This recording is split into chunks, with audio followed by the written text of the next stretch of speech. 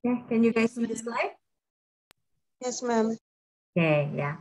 Okay, so in semester learning plan, actually like this week, we should be finishing group 1 and group 2 cation, right? Analysis for group 1 and group 2. But when I prepare the lecture, if we try to finish it in one meeting, I don't think we can handle it because it's too much. Yeah, it's too much. Even like in group 1 analysis of group 1 cation, I have 60 slides. Yeah, 60 slides, and I'm not even putting the whole thing in the lecture. So that's why I think we should just separate group 1 and group 2. Yeah. So that we can be more concentrate on the class, right? Because when I prepare it, there is no way we can understand the whole thing in one meeting. Okay, so don't be surprised because it's the lecturer is slightly different than the semester learning plan. Okay. Now, so hopefully you guys understand about that, okay? Now, so this week meeting is about group 1, yeah, group 1. So it's about analysis. So first, you will see like starting by introduce the group 1, yeah, the group 1 cation, and then we will discuss about the reaction, yeah, the reaction. But the reaction will be focusing with reaction with hydrochloride, reaction with hydrogen sulfide, and then reaction with calcium carbonate. Yeah. So four actually, hydrogen chloride, hydrogen sulfide, ammonium hydroxide, and then calcium carbonate. So four types of reagent for each of cation. Okay. Now, so for the group reagents that I just mentioned it, we will be discussing about how each of the cation react with hydrochloric acid, hydrogen sulfide, and then ammonium carbonate. Yeah, ammonium carbonate. And so basically, the cation classification, are based on their solubilities, on chlorides, sulfides, and carbonates. Yeah. So to differentiate between the cation in the group 1, we will see how each of the cation react with chlorides, react with sulfides, and then react with carbonates. Now, there are 3, three. So you guys, please write it down. Even though I will put it all of this in the SIGDA. So, but please write down so that, because there are so many memorization in here. If you don't start to write it down, I'm afraid that you cannot follow all the information that are bombarded toward you. Okay? So there are 3. Group 1, lead, mercury. But remember, this is mercury 1. Yeah, mercury. We have 2 mercury 1 and mercury 2. Yeah, so for group 1, of course, we have mercury 1. And then finally, silver, right? Silver. Now, so the first one, lead, Pb, plumbum. Yeah, plumbum, lead. Yeah, the English name is lead. So the color of Pb is bluish gray. So I put it in here, bluish gray. Yeah, so it's kind of gray but blue, blue and gray mixed together, and it has high density. Yeah, the density is around 11.48 gram per milliliter at room temperature, right? So this is the characteristic of plumbum. Yeah, and if we react this with nitric acid, yeah, medium concentrated nitric acid, it will be readily dissolved. So it will dissolve like this. Yeah. So usually medium concentrated nitric acid are around 8 molar. Yeah, at around 8 molar. And this is the reaction you can see. So we have a lead, we add it with nitric acid, and the result is nitrate. Yeah, nitrate. And then you can see here, it forms a gas, a nitrogen oxide gas. Yeah, a nitrogen oxide gas. So if we work it on the lab, if we react PB with nitric acid, right, we will see a bubble in here. So the bubble will indicate that they produce nitrogen oxide in the reaction.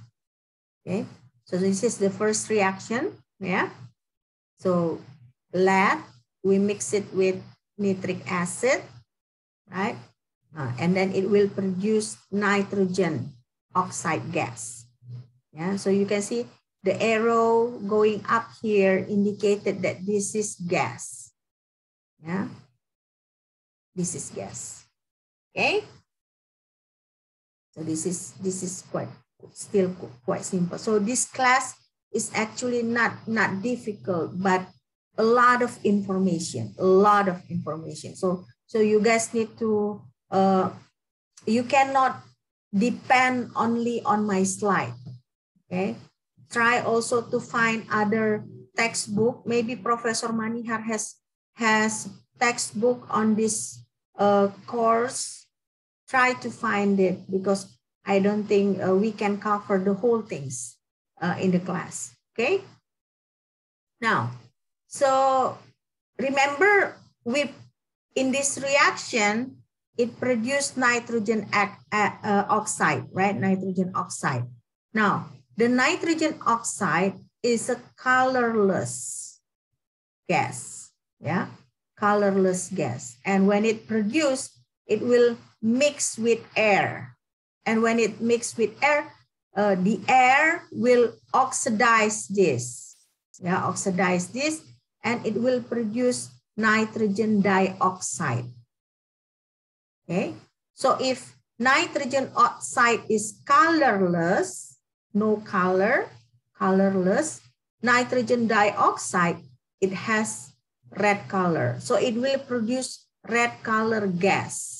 Yeah, so meaning that if you have this reaction, right? If you have this reaction and you don't do it in the fume hood, yeah, you don't do it in the fume hood, then the gas produced here react with air, yeah, react with air, then it will give a red color gas.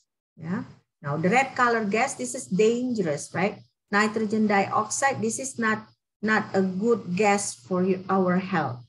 Okay, so that's why when you work on the lab, pay attention with all the chemicals that you will be using. Okay, so that's why you have a pre-test, right? Before lab, you have a pre-test, because it is expected for student to understand all the chemicals that we're gonna use. Okay, now, so after we understand the introduction of lab, then we will learning about the reaction that involve the lab here, the plumbum.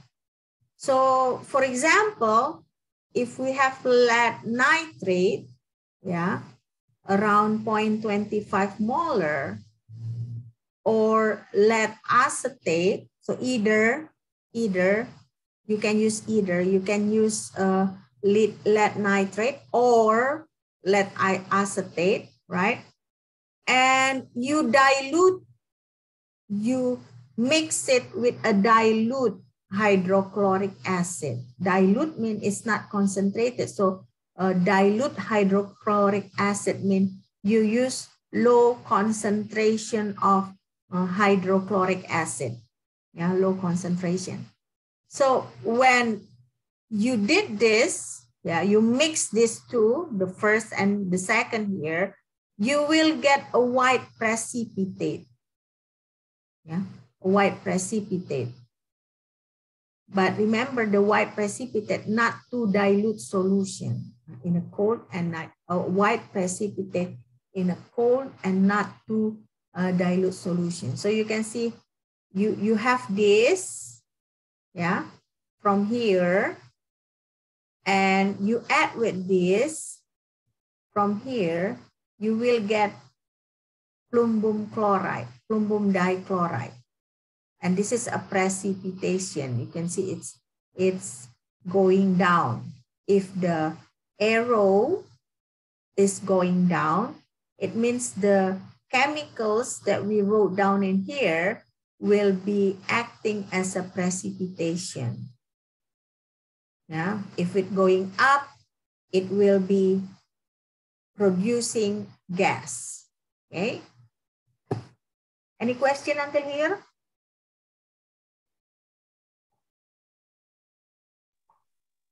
Mem, saya ingin bertanya. Ya. Itu maksudnya, Mem, PbCl2 tanda panah ke bawah itu apa ya, Mem? PbCl2 ke bawah ini tandanya ada terjadi endapan. Ya, terjadi endapan. Jadi precipitate ini artinya endapan. Ya. Tadi yang nanya siapa? Catherine. Saya, Mem, Gracia. Oh, Gracia. Gracia Christy.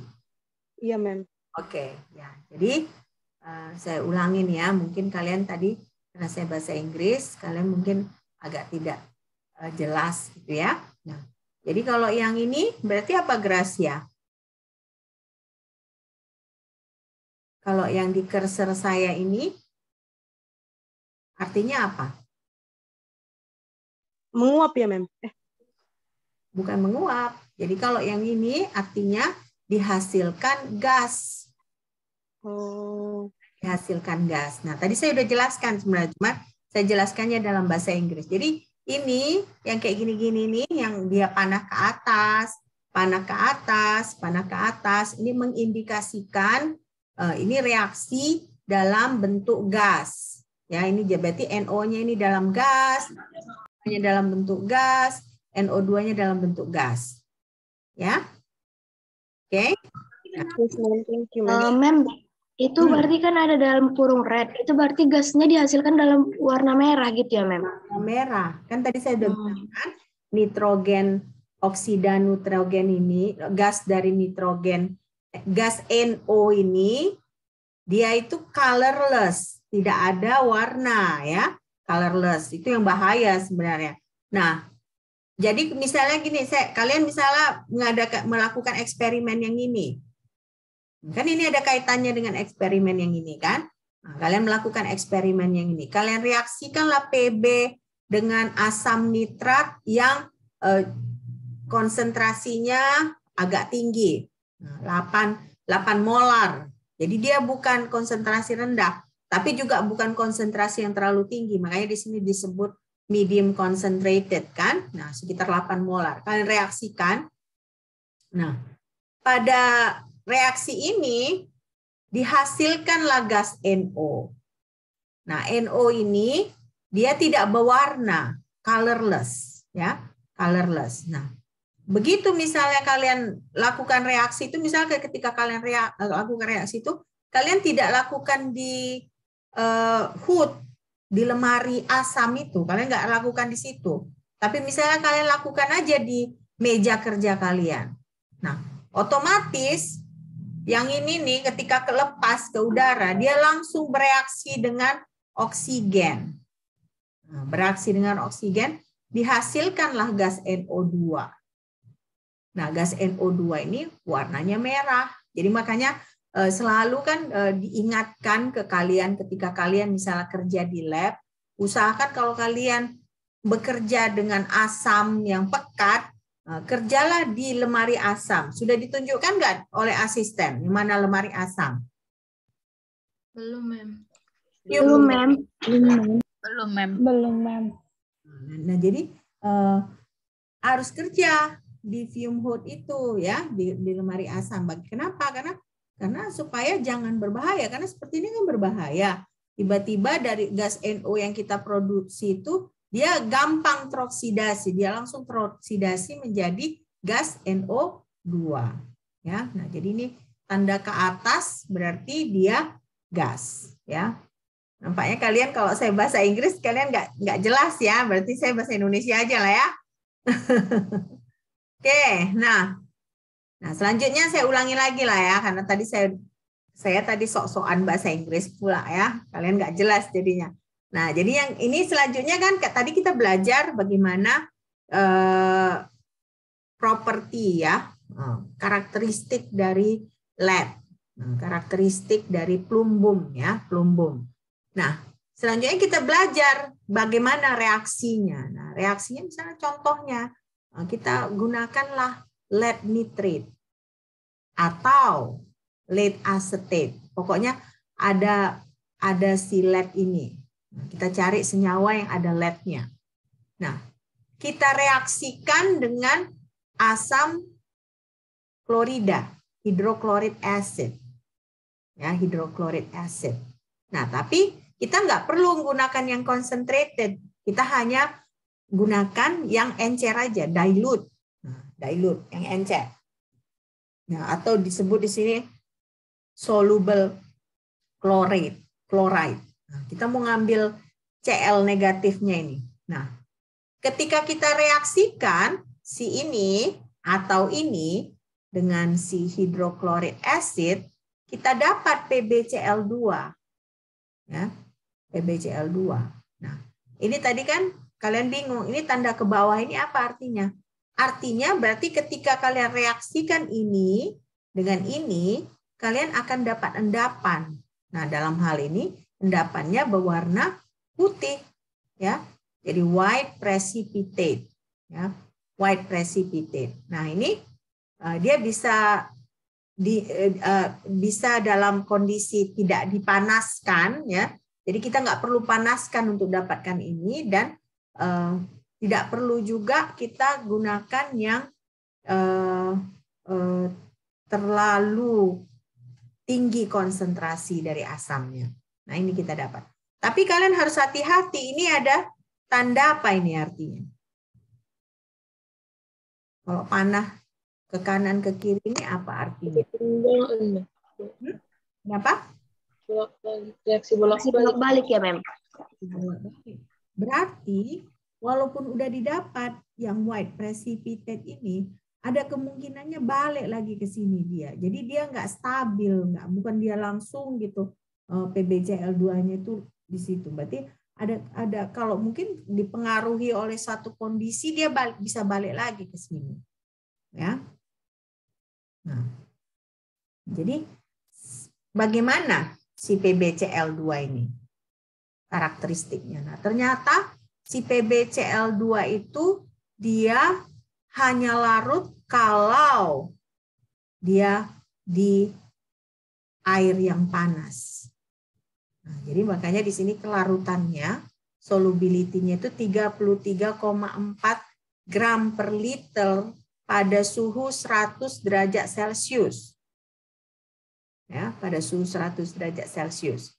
Nah, tapi kalau kalian lihat kita turunkan temperaturnya ya ke 20 derajat Celcius, hanya 9,98 gram per liter kelarutannya.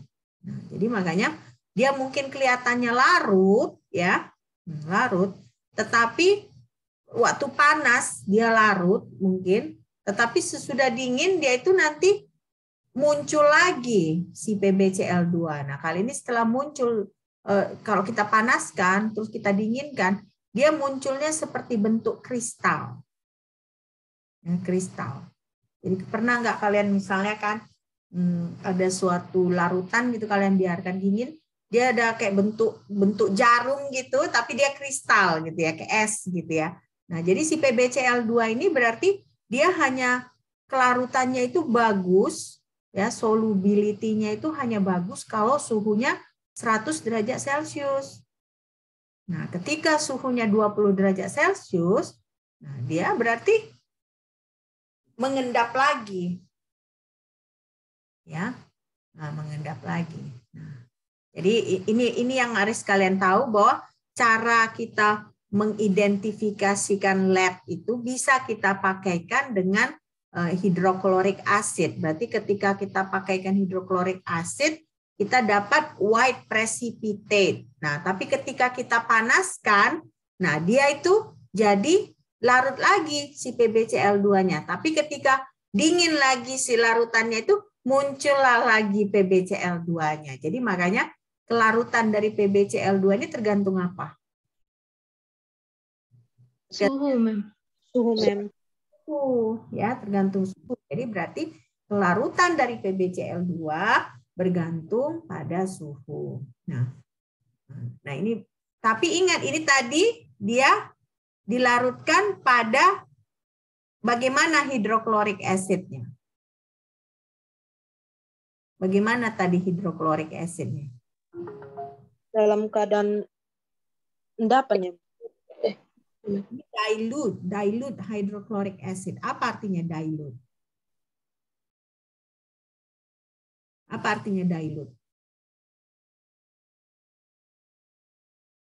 Coba lihat kamus kalian. Apa artinya dilute? Cairan, Mem. Dilute itu Mencairkan. Cairkan, Mem. encer. Dilute itu artinya encer. Nah, tapi ini ada poin yang berikutnya. Lead is also soluble concentrated hydrochloric acid. Nah, jadi berarti di sini kalau misalnya kita campurkan si Pb ini dengan hidrochloric acid, tetapi yang konsentrasinya lebih tinggi, ya, dia larut. Nah, kita lihat ini reaksinya. Di sini ada panah ke kanan ke kiri enggak? Tidak, Mem. Tidak kan? Ini tidak ada panah ke kanan ke kiri. Berarti kalau kita gunakan ya konsentrasi tinggi dari hidroklorik acid, nah si PbCl2 ini dia larut dan tidak ada kemungkinan berubah lagi jadi white precipitate. Nah, kenapa dia larut? Karena ketika kita reaksikan si PbCl2 dengan HCl yang tinggi konsentrasinya, terbentuk dia kompleks ini. Namanya tetrakloroplumbat. Ya, ini tetrakloroplumbat. Nah, jadi tinggi konsentrasi hidrogen klorida itu yang terjadi itu adalah tetrakloroplumbat.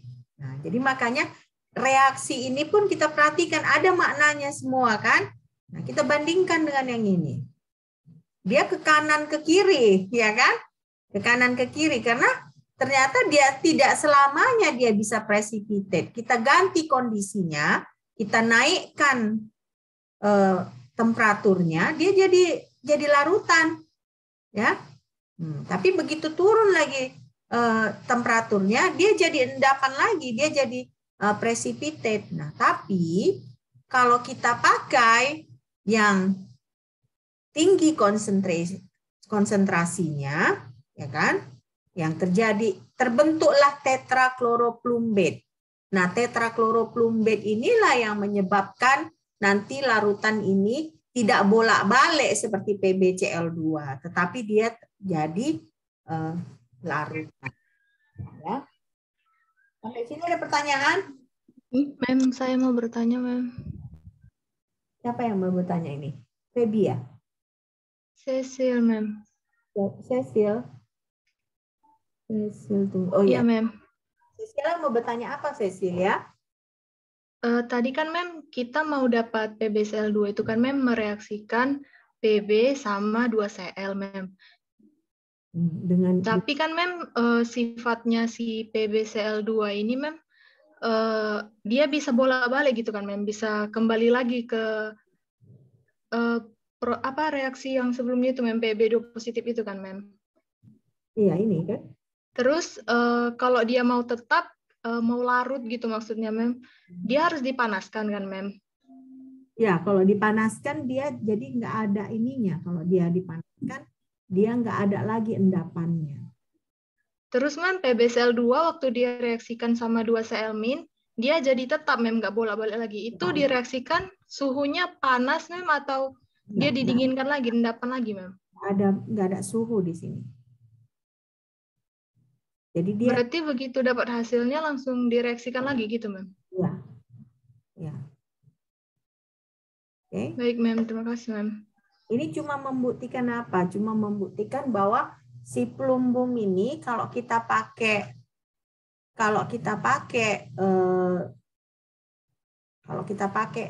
hidroklorida yang encer, dia akan jadi endapan.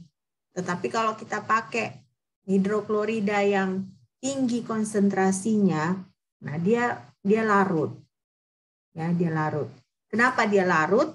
Karena ketika kita pakai yang tinggi konsentrasinya itu, dia terbentuk ini, ion yang ini. Nah, ion yang inilah yang menyebabkan dia larut dalam air. Ya, jelas nggak Cecil? Iya Mem, berarti tergantung konsentrasinya kan Mem? Tergantung konsentrasi tergantung konsentrasi. Tetapi kalau yang ini tadi tergantung apa? Kalau pakai yang cairan yang encer, tergantung apa? Tergantung suhu, Mem. Tergantung suhu. Nah, jadi kalian catat, walaupun misalnya nanti saya upload ini di Sibda, kalian tetap catat ya. Maksudnya banyak sekali informasinya. Makanya saya putuskan udah kita belajar grup 1 dulu. Karena kalian lihat ini baru PB aja kita sudah banyak informasi yang harus kalian ketahui. Benar nggak? Ini baru PB dengan satu jenis asam. Hanya dengan perbedaan konsentrasi dari asamnya.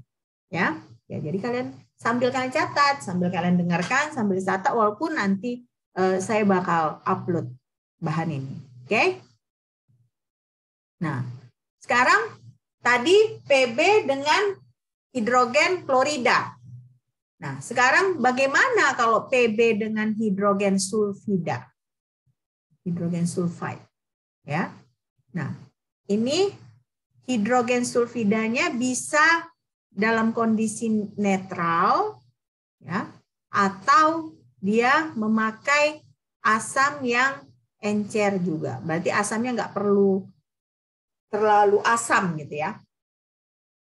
pH-nya nggak perlu terlalu rendah, ya, medium pH. Nah, apa yang terjadi? Ternyata kalau misalnya kita reaksikan PB dengan H2S ini, ya, ada PBS, lead sulfide namanya. Nah, apa tadi tandanya kalau ke bawah? Jadinya endapan, Mem. Adanya endapan, ya. Berarti ketika kita reaksikan ini dengan ini, ya kan, terjadilah endapan PBS ini atau lead sulfide. Warnanya warna apa? Hitam. Hitam. Ya, warna hitam. Kalau tadi dengan HCl warnanya apa? Merah, Mem. Putih. Mem. Putih. Yang merah gas tadi kan. Jadi putih ya. Kalau PbCl2 itu warnanya putih. Endapan warna putih. Nah, yang merah itu adalah ketika NO yang dihasilkan dari reaksi itu teroksidasi di udara, itu yang jadi NO2, yang itu yang merah. Tetapi kalau PbCl2-nya putih.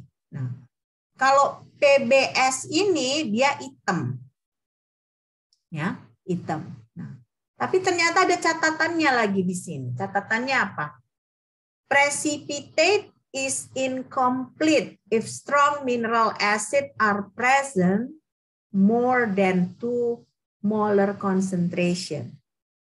Ya, berarti di sini yang ini tidak akan sempurna terjadi endapannya.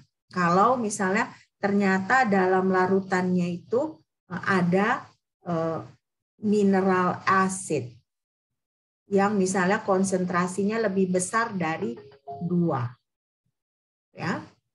Jadi precipitate is incomplete if strong mineral acid are present in more than 2 molar concentration. Nah, kenapa precipitate-nya ini incomplete? Karena kalau misalnya ada asam ya yang dia konsentrasinya agak tinggi ya, itu akan terbentuk ion hidrogen. Nah, kalau ada ion hidrogen otomatis itu bisa dilarutkan si PBS ini. Jadi makanya proses pengendapannya itu tidak bisa sempurna kalau dia konsentrasi asamnya itu dia lebih tinggi karena ini ada yang ini ya. Oke. Nah, sekarang kita lihat ya. Kalau misalnya kita adalah si PbCl2 tadi, sudah kita larutkanlah si PB dengan HCl tadi. Jadilah PbCl2. Ya, endapan PbCl2. Nah, endapan PbCl2 ini kita campurkan dengan gas hidrogen sulfida. Ya, gas hidrogen sulfida.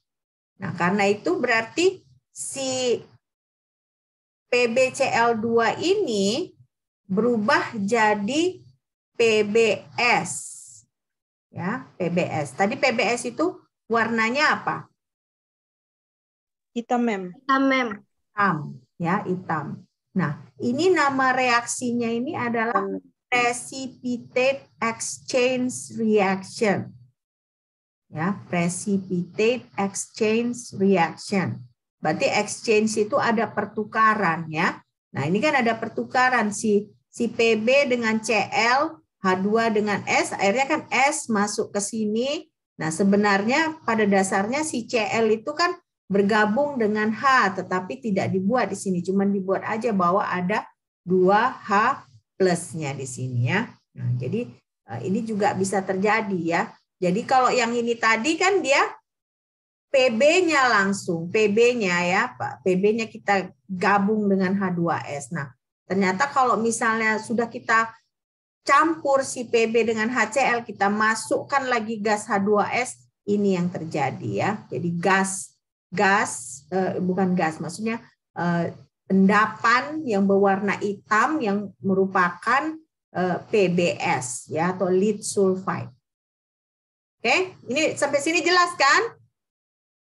Oke, makanya jadi sebenarnya bukan susah mata kuliah ini ya, tetapi banyak informasi yang harus kalian pelajari ya, banyak informasi. Nah, nanti coba cari-cari tahu kakak kelas kalian, kalau Prof Manihar ada bukunya, nah, coba kalian pinjam kalau kakak kelas kalian punya ya.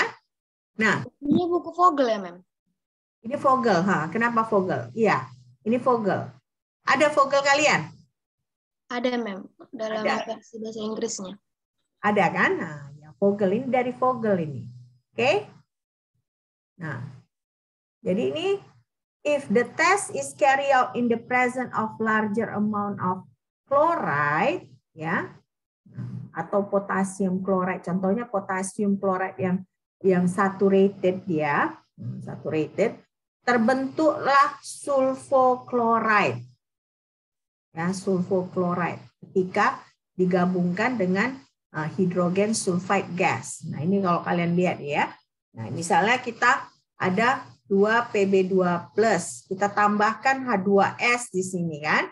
Nah, tetapi di sini dia potasium klorida-nya ini dia harus yang saturated. Saturated itu berarti dia berlebih gitu ya. Udah ada PbCl, baru banyaklah dibuat kloridnya itu. Akhirnya terjadilah yang disebut Pb2SCl2 ini. Ya. PBS, PB2SCl2 atau kita sebut bahasanya ini lead sulfochloride. Nah, warnanya merah. Ini saya ambil di internet. Nah, seperti inilah warnanya. Ya. Nah, jadi makanya nanti kalian akhirnya kita ambil kesimpulan kalau kita mau mengidentifikasikan PB, nah, senyawa yang paling bagus itu adalah hidrogen sulfide. Ya. Hidrogen sulfide itu yang paling bagus. Ya. Jadi red lead sulfochloride is formed when introducing hydrogen sulfide gas. Ya. Jadi ini dia warnanya seperti ini. Tetapi catatannya apa tadi? Baru terbentuk ini. Bagaimana kondisinya? Bisa nggak pakai encer kloridanya atau sedikit aja kloridanya? Supaya ini terjadi harus bagaimana kondisinya tadi? Harus berlebih, Mem. Harus large amount of chloride. Jadi harus banyak kloridanya ya. Kalau misalnya sedikit kita masukkan kloridanya, baru kita campurkan pun dia dengan H2S, nggak akan terjadi yang ini. Ya, jadi harus dengan catatan bahwa banyak kloridanya. Jadi larger amount of chloride. Ya. Oke. Nah, sekarang berarti, nah tapi sesudah itu si lead sulfochloride ini bisa juga ada terdekomposisi. Ya, terdekomposisi. Nah, caranya bagaimana kalau kita tambahkan nitric acid ya, yang terjadi, saya salah ketik apa ini. Bentar ya.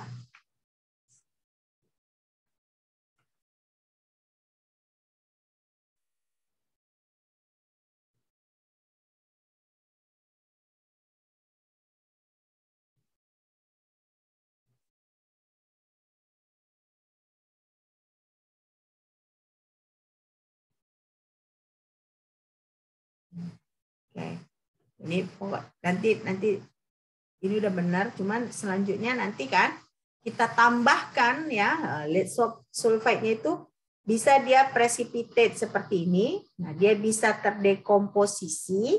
Nah, kita tambahkan asam nitrat, ya kan? Asam nitrat. Nah, ini reaksinya, ya kan? Ini reaksinya. Nah, yang terjadi itu ada sulfur. Sulfurnya warna putih, ya, putih. Nah, jadi seperti ini. Kita ada PB, ya kan? PB. Kita reaksikan PB itu dengan H2S, ya kan? Benar nggak? H2S. Nah, setelah kita reaksikan dengan H2S, kita dapat apa? Kalau PB tambah H2S. PBS, Mem. Nah, PBS. Nah, si PBS ini kita reaksikan dengan si asam nitrat, tapi asam nitratnya harus yang tinggi konsentrasinya, ya kan? Nah, kalau kita lihat reaksinya ini, ya kan? Ada satu yang mengendap. Nah, yang mengendap itu adalah apa ini? Sulfur. Sulfur. Bentuklah sulfur dari reaksi ini. Nah, makanya nanti kalau kalian melakukan reaksi yang seperti ini, kalian akan lihat endapan yang berwarna putih. Nah, endapan yang berwarna putih itu namanya adalah sulfur. Nah, makanya nanti kita sampai pada kesimpulan bahwa si hydrogen sulfida ini memang ini yang paling bagus kalau kita mau mengidentifikasikan PB, ya, PB.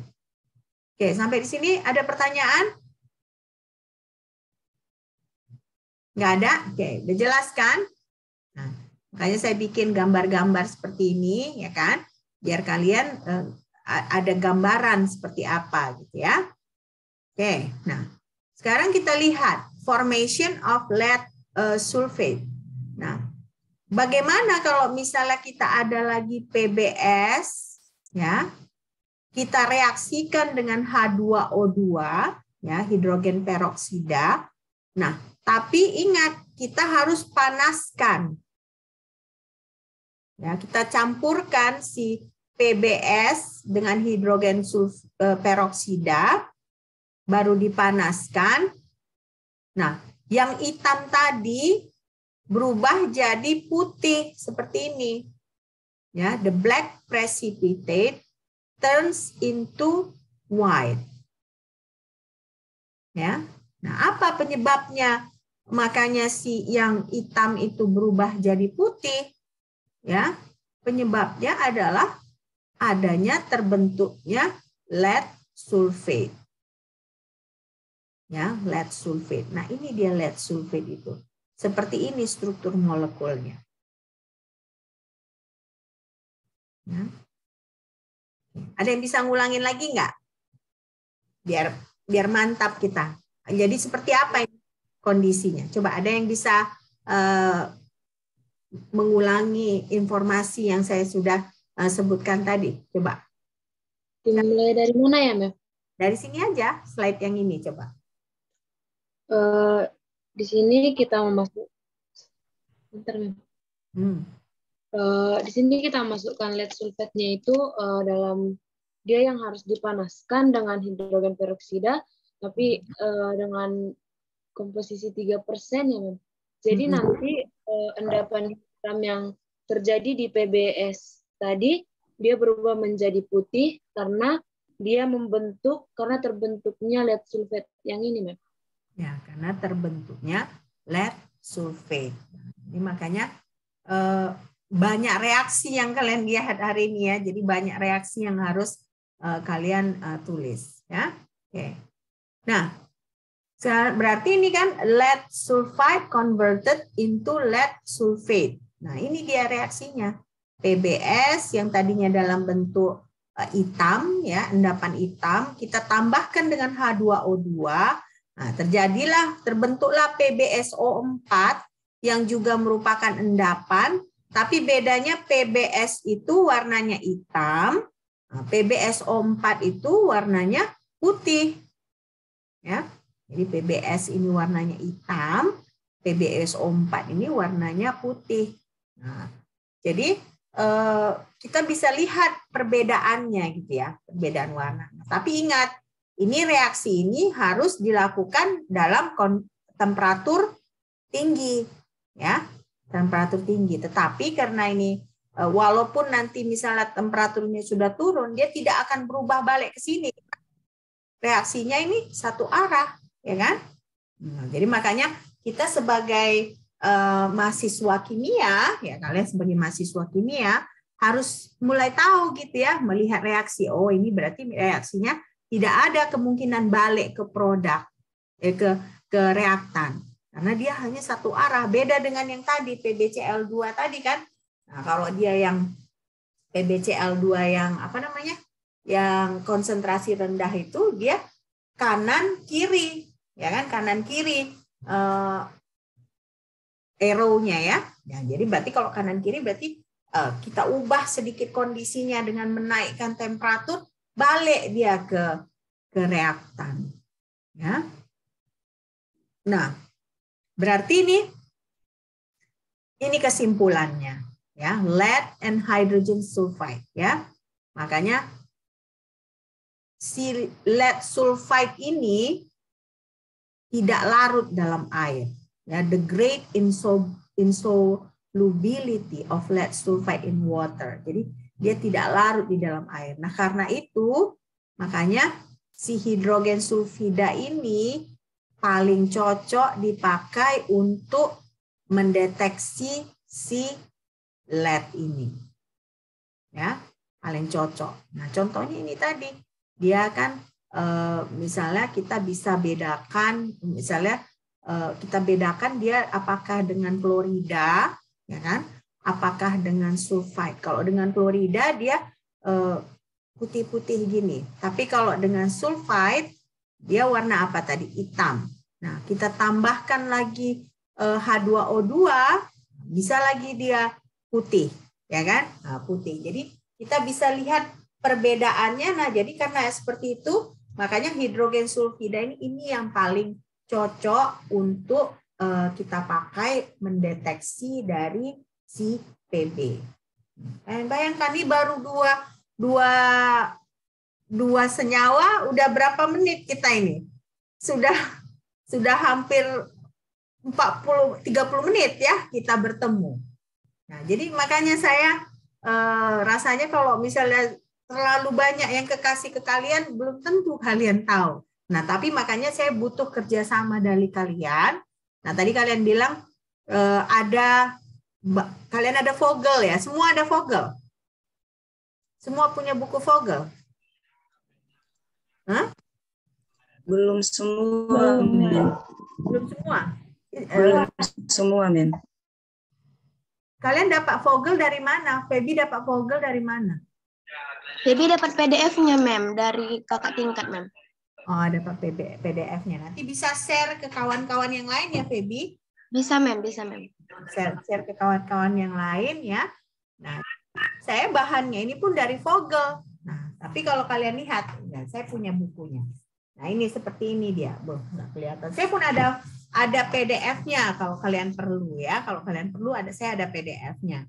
Jadi bahan saya mengajar itu dari sini saya ambil. Nah, kalian bisa lihat nanti kalau kalian baca lagi Vogel ini, nggak semua saya taruh di slide saya. Saking banyaknya informasi, saya nggak sanggup. Ini aja 60 slide, saya nggak yakin bisa selesai ya. Nah, tapi makanya kalian kalau kalian ada, coba kalian baca juga ya. Walaupun mungkin nanti kendalanya di bahasa Inggris mungkin ya, karena Vogel itu dalam bahasa Inggris ya. Nah, tapi nggak masalah kan, kalian bisa saling bekerja sama. Oke? Nah ini precaution. Nah, precaution. Nah, saya perlu menyebutkan ini di kelas karena kalian semester inilah pertama kali kalian masuk lab. Bener nggak? Semester lalu karena pandemi lab ditiadakan, ya kan? Nah, hidrogen sulfida ini sangat beracun. Nah, ini struktur molekulnya. S itu kan kalau dari segi atom dia besar. Nah, hidrogen kecil. Jadi makanya seperti ini bentuknya. Jadi hidrogen sulfida ini sangat beracun. Ya. Makanya tadi saya bilang kan kalian bekerjanya harus di fume chamber. Bahasa Inggrisnya fume chamber, tetapi kalau bahasa Indonesianya lemari asam. Ada kalian lihat di lab nggak? Seperti ini. Ada kan? Udah masuk lab kalian kan? Sudah, Mem. Udah, Mem. Ya, seperti ini. Ada kan? Nah, jadi kalau kalian bekerja dengan asam, sebaiknya kalian bekerja di lemari seperti ini. Kenapa? Kalau di lemari seperti ini, biasanya kan ada kayak pompanya. Jadi kalaupun ada gas yang dihasilkan dari reaksi kalian, langsung dikeluarkan. Nah, saya nggak tahu ya di lab kita apakah seperti itu. Nah, biasanya kalau saya di sekolah-sekolah saya dulu, seperti itu. Jadi kita nggak takut gitu ya. Nah, oke. Nah, baru every precaution must be observed to prevent the escape hydrogen sulfide into the air of the laboratory. Jadi makanya harus hati-hati. Saya rasa nggak akan mungkin kalian nanti bekerja dengan hidrogen sulfida karena ini sangat-sangat beracun ya. Nah, tapi makanya semua zat kimia itu nggak baik sebenarnya untuk kita. Ya, semua zat kimia yang disintesis ya nggak baik. Jadi makanya ini kan ada tanda-tanda semua macam-macam kan. Nah, makanya hati-hati kalian pun kalau misalnya ada kacamata, pakailah kacamata. Mana tahu kalian bekerja dengan asam, tiba-tiba terpercik. Kalau kalian pakai kacamata kan paling enggak mata kalian terlindungi. Ya kan? Jadi lebih baik pakai kacamata. Ya, terus ya pakai jas lab. Nah, baca pretestnya dengan baik. Lihat di internet chemicals yang kalian pakai itu kira-kira apa yang harus diperhatikan. Nah, dulu waktu saya masih S1 seperti kalian ya. Nah, kami dulu praktikumnya lebih berat ya. Kami praktikum itu kalau kalian kan praktikum paling kalau jam 8 mulai, jam 11 sudah selesai gitu kan biasanya kan. Nah, kalau saya dulu waktu kuliah praktikum itu kalau dimulai jam 8 biasanya selesai jam 5. Nah, kami dikasih waktu hanya 1 jam istirahat, ya, dikasih waktu 1 jam istirahat. Nah, saya dulu nggak tahu kan, saya pikir udah datang aja praktikum. Tahu-tahu sewaktu praktikum saya kena NO2. NO2 itu bahaya, karsinogenik ya. Saya nggak sadar kena tangan saya, memang sekali aja kenanya. Nah, jadi makanya jangan seperti saya gitu ya, yang nggak belajar dulu ya. Zaman dulu internet memang nggak seperti sekarang. Nah, kalian sekarang banyak informasi-informasi yang bisa kalian pelajari. Oke. Nah, sekarang kita bagaimana kalau misalnya si PB itu kita reaksikan dengan larutan amonia, ya. Nah, ternyata ketika kita reaksikan dengan larutan amonia, dia mirip dengan si HCl ya, ada white precipitate. Tapi di sini white precipitate-nya bukan PbCl2 tapi Pb hydroxide ya, lead hydroxide. Nah, ini si precipitate ini tetap juga dia tidak larut walaupun kita gunakan ini secara banyak. Ekses itu berarti banyak, berlebih kita taruh si ammonia solution itu. Dia tetap insoluble. Ya, insoluble atau dia tetap tidak larut. Oke. Nah, di sini ada pertanyaan sampai di sini? Ada pertanyaan?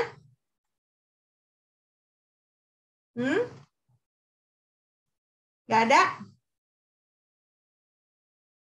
Oke, kalau nggak ada, kita lanjut ya. Nah, sekarang si white precipitate dari lead hydroxide ini, ya kan? Ini dia reaksinya, ya kan? Pb2+ ditambah 2OH negatif menjadi PbOH 2 kali. Nah, ini dia larut. Nah, tapi ketika kita lebihkan, berarti ini saya salah ini. Insoluble in excess reagent. Ya. Saya salah ketik ini, bukan insoluble, soluble harus bentar ya. Saya pastikan dulu. Oke, insoluble in excess reagent. Oke, insoluble in excess reagent. Benar. Oke. Nah. Oke, selanjutnya kita bagaimana kalau kita gunakan sodium hidroksida, ya kan? Ini kan dia insoluble kalau memakai amonia, larutan amonia, ya kan? Bagaimana kalau kita pakai sodium hidroksida? Nah, ketika kita pakai sodium hidroksida, pertama-tama dia akan mengendap, ya, si PbOH 2 kalinya ini akan mengendap. Tetapi misalnya kita pakai si sodium hidroksidanya ini berlebih, ya, excess reagent, ya. Nah, kalau kita pakai berlebih, terbentuklah ini juga tetrahidroksoplumbate, ya, PbOH 4 kali. Nah, ini PbOH, jadi tetrahidroksoplumbate. Nah, tetrahidroksoplumbate ini, nah ini dia jadinya larut. Ya, jadi ada perbedaan antara kalau kita memakai sodium hidroksida dengan si amonia. Kalau si amonia ini mau berlebih pun kita taruh, tidak akan mengendap si PbOH 2 kali ini. Karena dia tetap akan jadi endapan. Karena di sini the precipitate is insoluble in excess reagent. Ya, jadi amonia solution ini banyak pun kita taruh tidak akan membuat si Pb ini mengendap. Tetapi kalau kita misalnya mau pakai sodium hidroksida, nah awalnya mungkin dia mengendap, begitu kita pakai, kita baru masukkan sedikit dari si sodium hidroksida ini, si PbOH 2 kali ini akan mengendap. Tetapi kalau kita taruh banyak ekses dia reagennya itu, lama-lama terbentuk dia kompleks, ion kompleks, yaitu tetrahidroksoplumbate. Nah, karena terbentuknya ion kompleks ini, jadinya si PB ini larut. Ya, jadi ini perbedaan. Jadi kalau misalnya kalau di ujian nanti saya tanyakan, bisa nggak kalian jelaskan sekarang apa perbedaan reaksi PB dengan larutan amonia dan larutan NaOH? NaOH. Apa perbedaannya? Perbedaannya, Mem, kalau dia ditambahkan amonia, walaupun dia ditambahkan dengan berlebih, dia tidak akan larut. Tetapi jika dia pada sodium atau natrium hidroksida, dia larut ketika kita tambahkan reagennya dengan berlebih tadi. Jadi ketidaklarutannya itu, maksudnya dia menjadi larut itu penyebabnya karena terbentuknya apa? Karena terbentuknya tetrahydroxoplumbate itu, Mem. Tetrahydroxoplumbate. Nah, jadi bedanya kalau di amonia, larutan amonia ini tidak terbentuk ion kompleks, ya. Nah, kalau pakai NaOH ini terbentuk ion kompleks. Nah, karena terbentuk ion kompleks, makanya si PB ini jadinya larut, ya. Oke.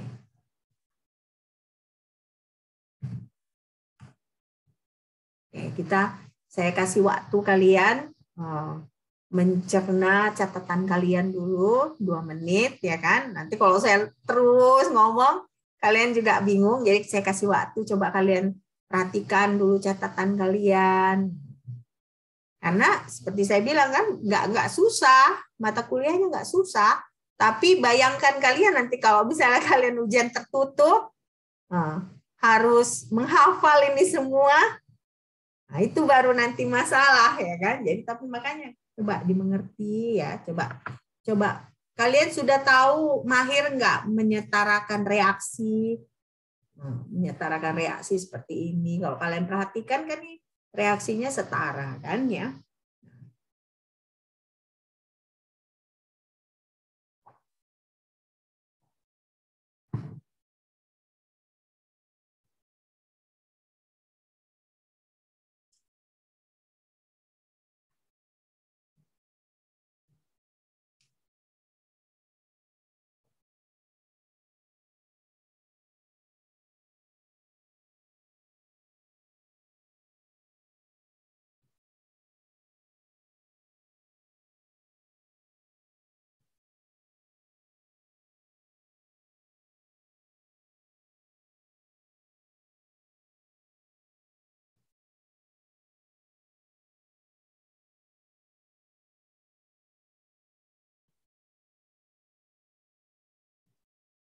Oke.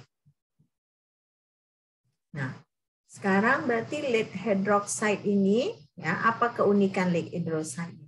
Nah, PbOH2 kali ini berarti ada sifat ampoteriknya. Ya, sifat ampoteriknya. Jadi kalau hidrogen peroksida atau amonium, ya, dicampurkan, ya, jadi kita sudah dapatlah PbOH2 kali ini. Nah, si PbOH2 kali ini dicampurkan dengan hidrogen peroksida, ya, atau amonium peroksodisulfat. Jadi tunggu dulu ya. Oh iya. Kita pelan-pelan, saya pun agak bingung. Nah, ketika ini, ya kan, tetrahydroxoplumbate ini, ya, kita campurkan dengan hidrogen peroksida atau amonium yang tadinya larut, dia balik menjadi black precipitate. Ya. Kan ini tadi kita kan pelajarin kalau yang ini dia tetap jadi white precipitate di ammonia solution, kan. Nah, tapi kalau yang ini kalau berlebih dengan sodium hidroksida karena terbentuk kompleks dia larut.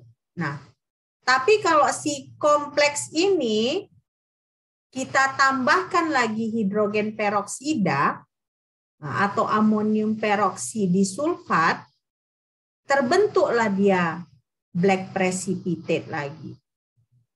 Ya, terbentuk black precipitate. Jadi kalian jangan bingung.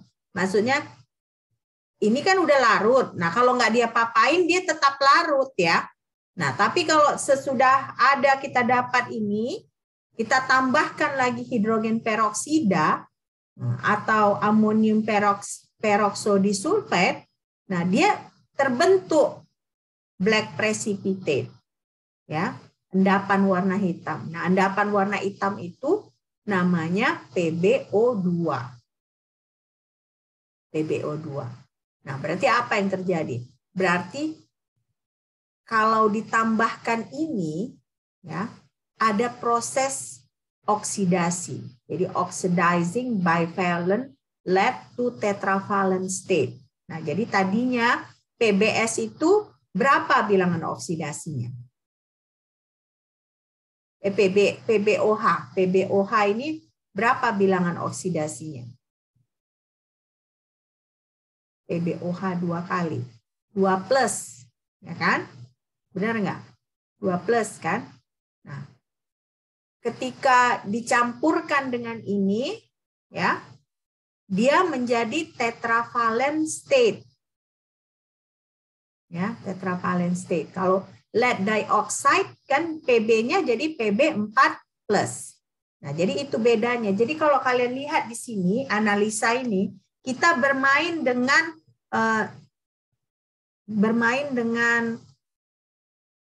keadaan oksidasinya. Misalnya kalau kita punya +2, tadi dia larutan. Kita oksidasikan jadi +4, dia jadi endapan berwarna hitam. Nah, jadi proses analisa dari kation ini kita bisa lakukan juga dengan mengubah bilangan oksidasi dari kation itu. Ya, karena begitu berubah bilangan oksidasinya, keadaan fisiknya dia juga bisa berubah. Ya, contohnya ini tadi kan. Nah, kita punya ini PbOH 4. Ya, ion PbOH 4. Kita tambahkan ini, ya. Nah, kita bisa ubah dari bivalen menjadi tetravalen. Ya, dari bivalen menjadi tetravalen. Nah, ini dia contohnya. Jadi PbO2 kan tadinya ini yang kita punya, ya kan? Nah, kita tambah ini atau tambah H2O2, yang terjadi itu adalah PbO2 ini. Kan? Nah, dari sini ke sini. Nah, ini kan tadi larut, ya kan? Dia larutan. Tapi setelah kita tambah H2O2 ini dia jadi endapan. Ya, jadi endapan warna hitam. Ya, warna hitam. Jadi makanya bisa berarti nantinya kalau kalian pelajari lebih dalam ya bahwa bilangan oksidasi dari kation itu mempengaruhi ya bagaimana keadaan fisiknya. Oke.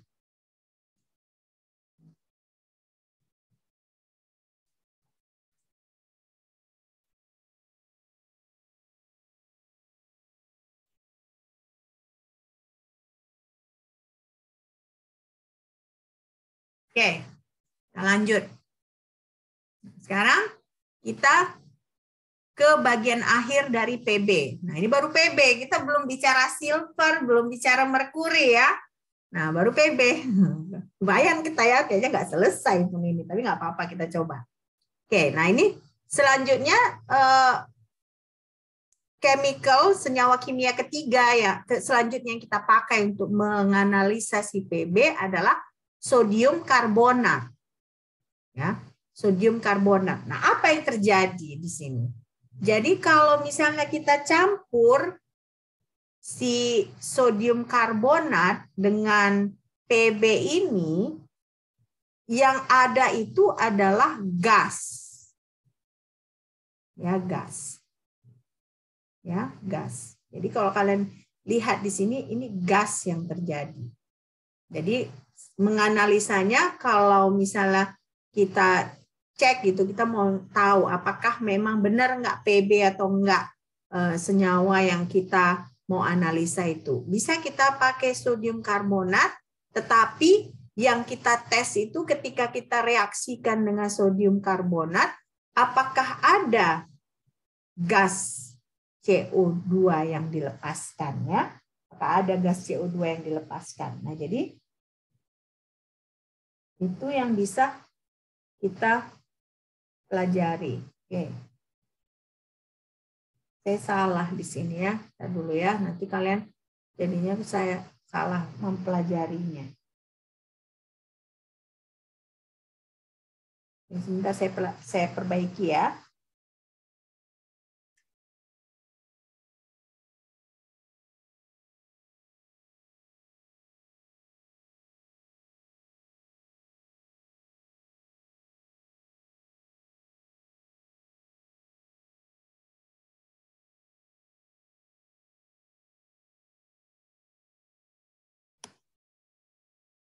Nah, jadi ada endapan juga terjadi di sini, ya kan? Oke. Tambah.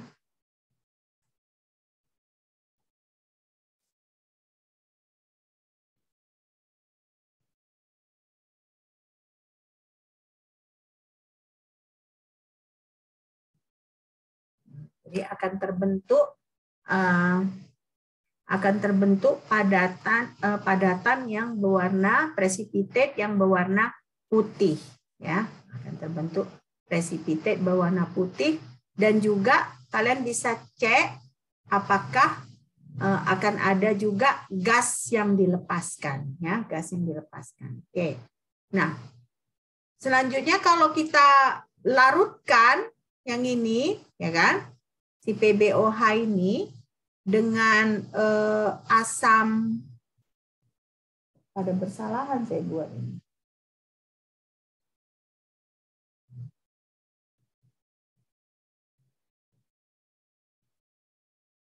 Kita larutkan dengan asam, kan salah saya buat loh, sorry ya. Saya apain dulu ya, saya benerin dulu. Beginilah kalau banyak yang harus ini kan. Ntar ya, sabar ya. Baik, Mem. Baik, Mem. Saya perbaiki dulu, nanti saya nggak mau kalian salah ya.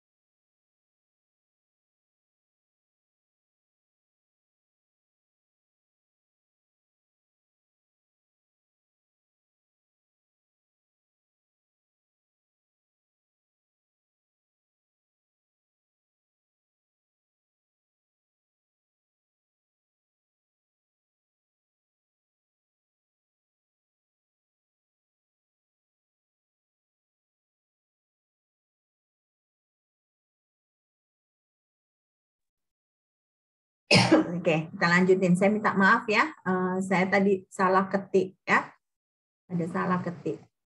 Oke, nah kalian bisa lihat di sini ya, dari reaksi ini ya. Nah, pertama kalau kita larutkan si PB dengan sodium karbonat, nah, kita dapat endapan PbOH 2 kali, endapan PbCO3 dan juga gas CO2 ya. Nah, kita tes lagi ya, larutan ini kita tambahkan asam nitrat yang dia tidak tinggi konsentrasinya ya, atau asam asetat ya, bisa asam nitrat, bisa asam asetat. Yang penting kita tidak perlu asam dengan konsentrasi tinggi. Nah, apa yang terjadi? Yang terjadi itu si precipitate ini, kalau kalian lihat ini kan ada tanda endapan. Nah, ketika kita reaksikan dengan asam itu, endapan itu hilang. Ya, endapannya tidak ada lagi. Jadi si endapan ini larut dalam larutan, tetapi yang bisa kita pakai sebagai indikasi analisa adalah tetap ada gas CO2 yang dilepaskan. Ya. Nah, kalau pada reaksi pertama ini ya dengan sodium karbonat ada endapan, ada gas. Nah, hasil dari ini kita reaksikan dengan asam yang encer, apakah itu asam nitrat, apakah itu asam asetat, si endapan ini jadi larut.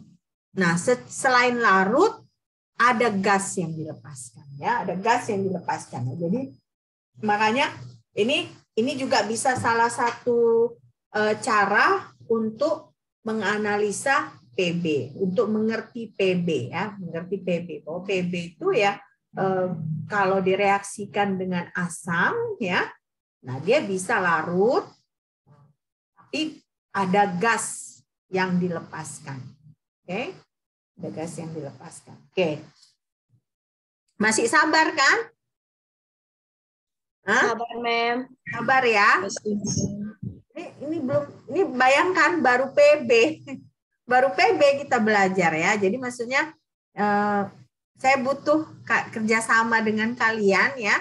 Nah, nanti kalau kita nggak sempat, bagian-bagian yang tidak sempat, kalian pelajari sendiri. Ya, oke.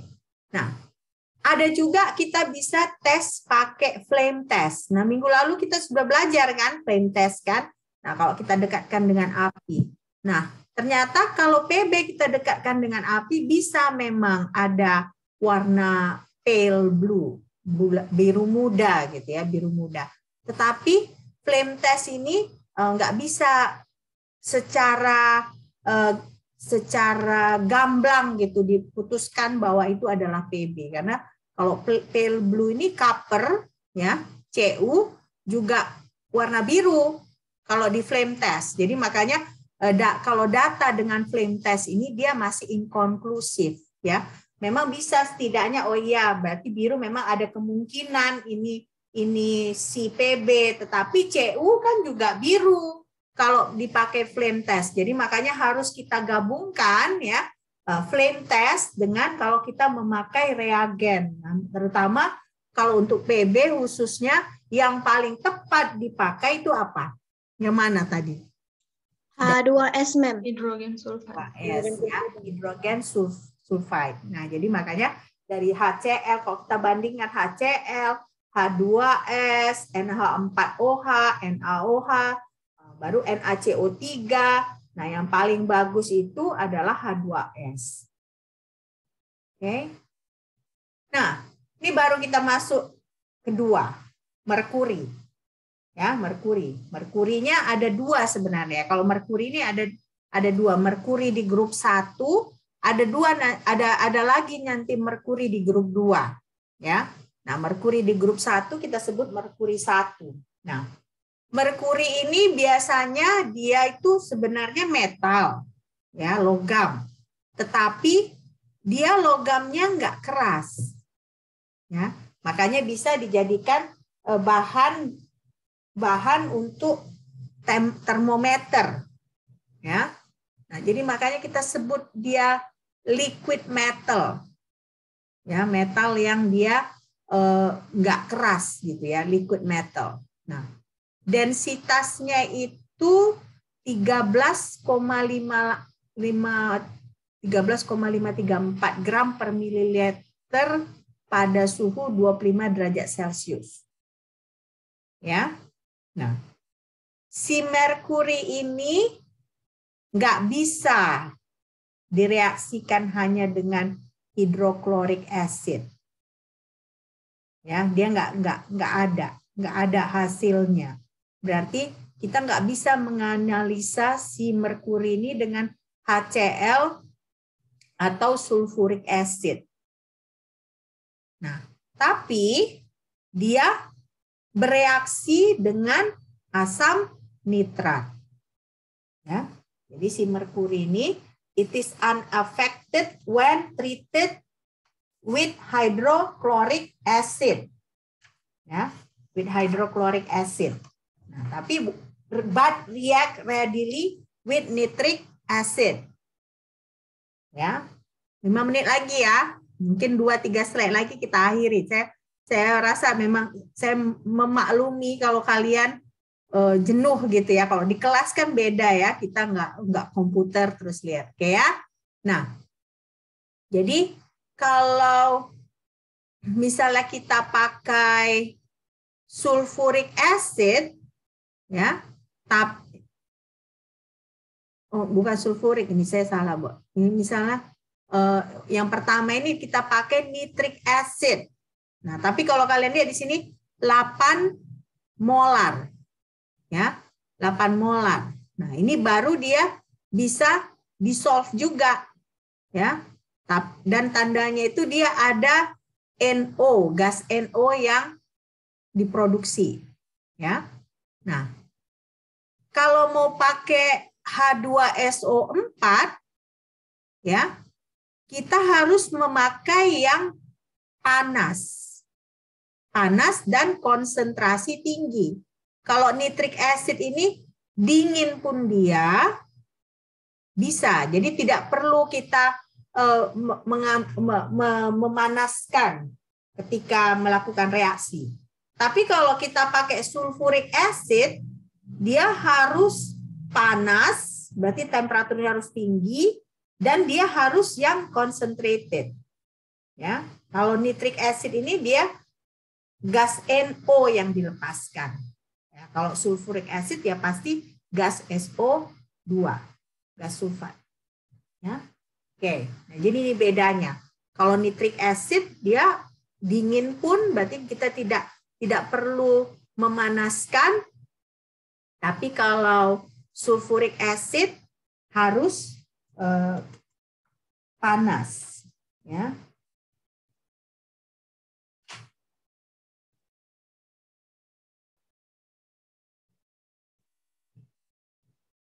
Oke. Nah, jadi ini makanya reaction of mercury 1 ions, ya, solution. Selanjutnya kita belajar reaksinya, ya, reaksi dari merkuri 1 ini. Nah, biasanya yang digunakan itu 0,05 merkuri nitrat untuk melihat, menganalisanya, ya, untuk menganalisanya di sini. Oke. Nah, pertama HCl. Nah, kalau HCl, ya, kalau kita punya merkuri nitrat, ya, kita larutkan dengan HCl, insoluble. Jadi dia tidak bisa larut. Nah, terutama untuk asam yang encer. Jadi dia tidak larut dalam asam yang encer. Nah, ini makanya tandanya di sini kalau kalian bisa lihat dia ada endapan. Ya. Jadi dengan HCl terbentuk endapan. Nah, warnanya endapannya apa? Warna putih, ya, warna putih. Nah, kalau dengan amonia, ya, juga dia ada endapan, ya, endapan. Nah, tapi di sini kalau kalian lihat dia ada 2 macam merkuri yang terjadi kalau kita larutkan dengan amonia. Nah, di sini kan merkuri 1, ya kan? Nah, begitu kita larutkan dengan amonia, dia tidak hanya terbentuk merkuri yang ini, endapannya, tapi merkuri metal yang bilangan oksidasinya 0 itu juga terbentuk. Makanya di sini kalau dilarutkan dengan amonia, itu disebut reaksinya disproportionation. Disproportionation. Kenapa? Karena merkuri 1 jadi 2 dia. dikonversikan menjadi 2 jenis merkuri sini.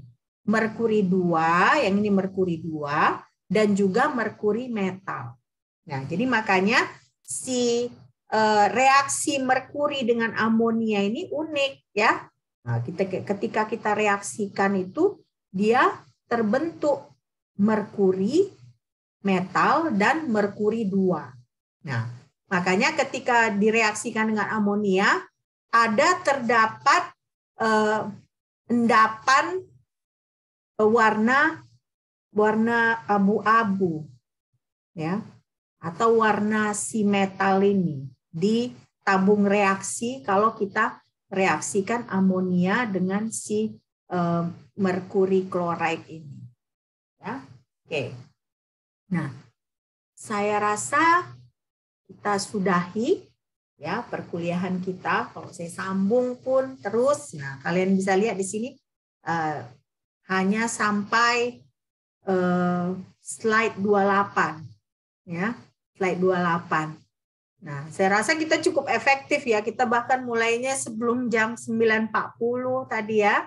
Sengaja saya buat biar tapi tidak bisa juga selesai ya. Tapi tetap kalian rasa bagaimana? Minggu depan kita lanjut kedua langsung atau melanjut yang ini?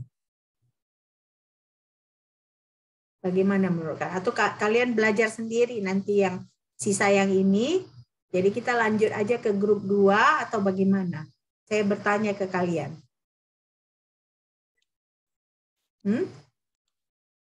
Bagaimana? Lanjut ke grup 2 aja, Mem. Sisanya nanti pelajari dulu. Ya udah, sisanya kalian pelajari sendiri ya. Lanjut ke grup 2, sisanya kalian pelajari sendiri. Nanti saya upload di Sibda ya. Oke, nah. Oke, kalau begitu, apakah sampai di sini ada pertanyaan?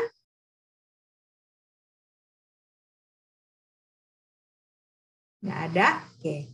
Kalau nggak ada pertanyaan, kita sudahi perkuliahan ini. Sampai jumpa minggu depan belajar grup 2 ya.